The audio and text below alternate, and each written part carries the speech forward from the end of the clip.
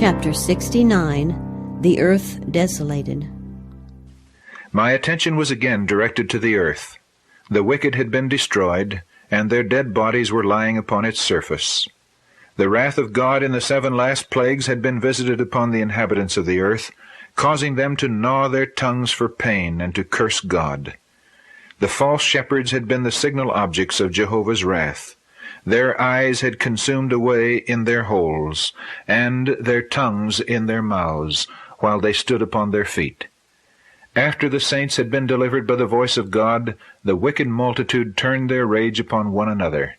The earth seemed to be deluged with blood, and dead bodies were from one end of it to the other. The earth looked like a desolate wilderness. Cities and villages, shaken down by the earthquake, lay in heaps. Mountains had been moved out of their places, leaving large caverns.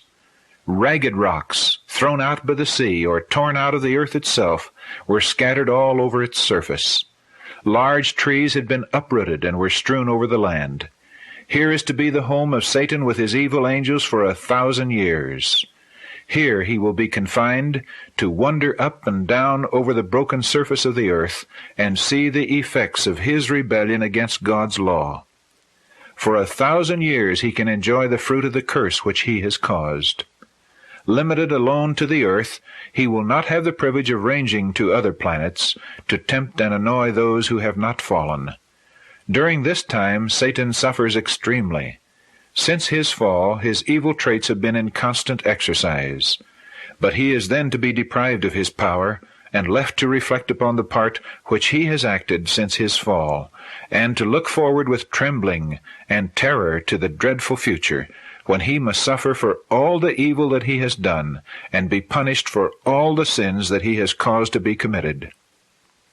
I heard shouts of triumph from the angels and from the redeemed saints, which sounded like 10,000 musical instruments, because they were to be no more annoyed and tempted by Satan, and because the inhabitants of other worlds were delivered from his presence and his temptations. Then I saw thrones, and Jesus and the redeemed saints sat upon them, and the saints reigned as kings and priests unto God. Christ in union with his people judged the wicked dead, comparing their acts with the statute book, the Word of God, and deciding every case according to the deeds done in the body. Then they meted out to the wicked the portion which they must suffer, according to their works. And it was written against their names in the book of death. Satan also and his angels were judged by Jesus and the saints. Satan's punishment was to be far greater than that of those whom he had deceived.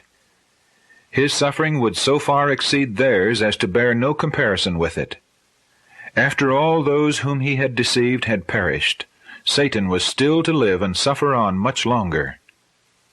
After the judgment of the wicked dead had been finished, at the end of the 1,000 years, Jesus left the city, and the saints and a train of the angelic host followed him. Jesus descended upon a great mountain, which, as soon as his feet touched it, parted asunder, and became a mighty plain.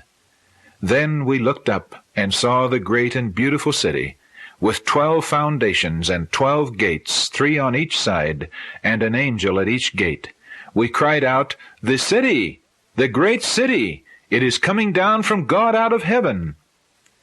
And it came down in all its splendor and dazzling glory, and settled in the mighty plain which Jesus had prepared for it.